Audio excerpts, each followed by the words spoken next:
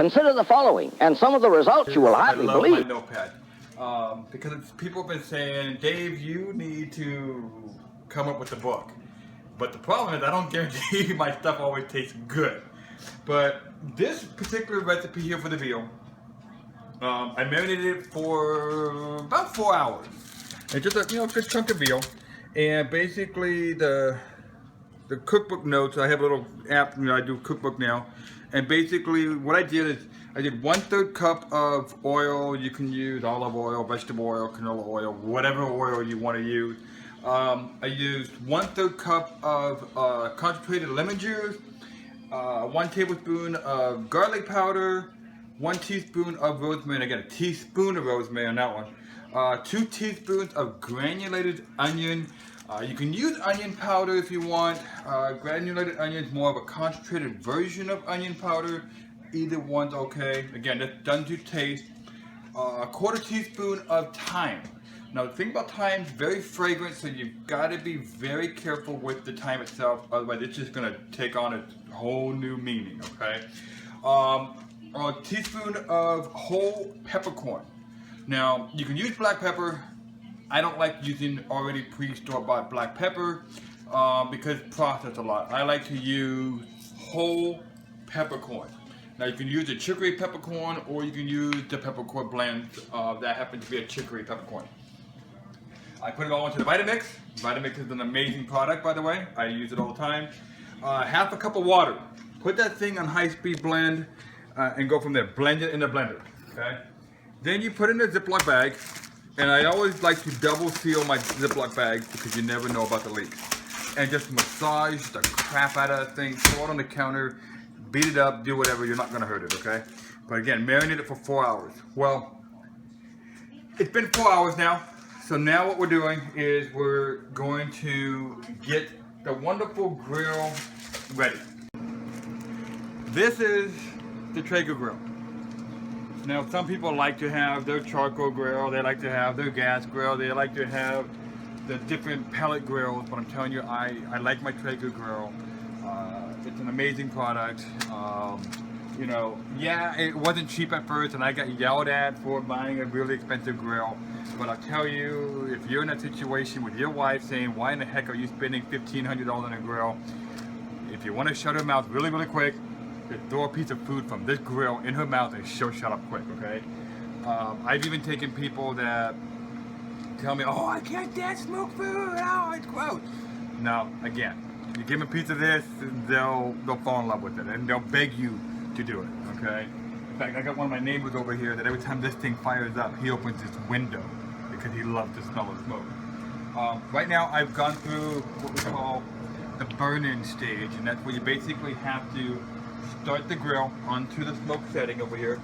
You have to let it go for about 10 to 15 minutes with the lid open, or you're going to have problems. You have to do the proper smoke startup setting, and that's in the owner's manual of the Traeger. You can find it on any forum, you can Google it, it'll tell you how to properly get that grill seasoned and ready to go. I didn't clean the grill 100% before I do it. I always tell people you have to clean that grill with new foil, you have to empty the hot pot out. The only reason why I did not do that this time is because I was, again, smoking last night, so I'm going to smoke it again. If you're smoking constantly, you don't have to clean it 100% all the time. Just make sure you do your regular maintenance, okay? Also make sure you wax your grill constantly. Treat it like a car, it'll love you forever. Okay, so right now I've got the veal in the bag and I've got this grill on smoke setting. I'm gonna smoke this one. Again, I'm not familiar with veal. I'm gonna try to smoke it maybe about 2 hours on the smoke setting. So let's see what happens, and I'm gonna throw it not in the center. The center is where the hot pot is, so I don't want to cook it, I want to smoke it. Now, what I've noticed with the grill, you have your left and you have your right, and you have your smokestack. I always like to either put it on the top rack, or over here on the right-hand side near the smokestack, because that is where you're going to get the most amount of smoke concentrated into the smokestack before it comes out of your grill.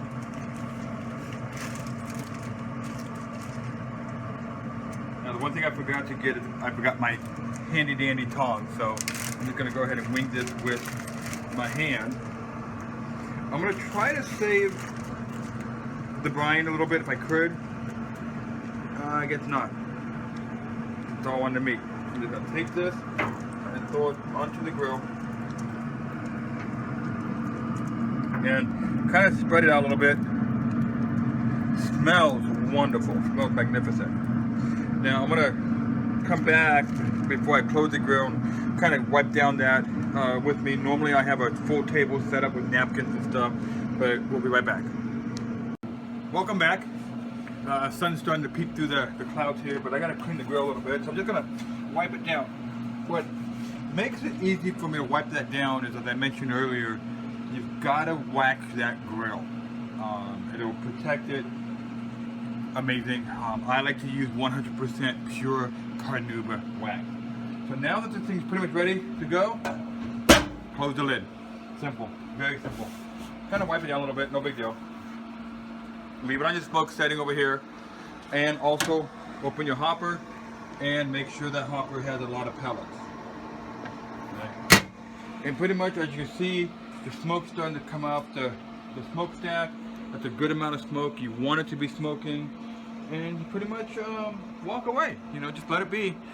I do have a meat thermometer that I'm going to be using. For that thin cut of meat, I don't think I need a meat thermometer right now.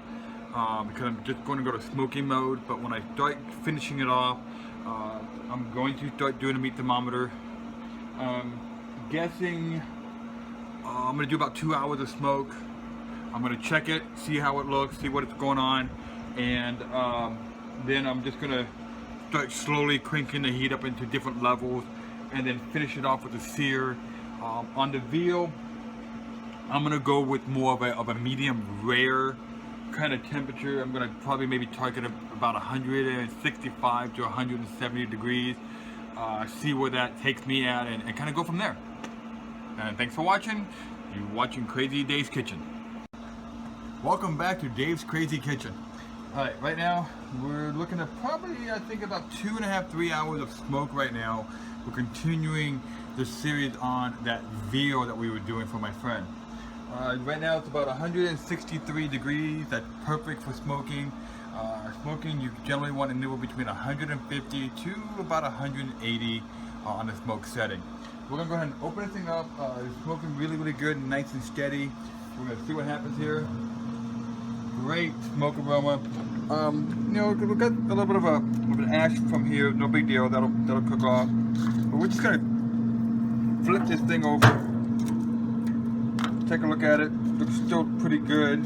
Got some great grilling marks here. But now what we're going to do is we're going to kind of crank the heat up a little bit. We're going to close the lid. We don't want all the smoke to go. And I think I'm going to try to crank it up maybe 275.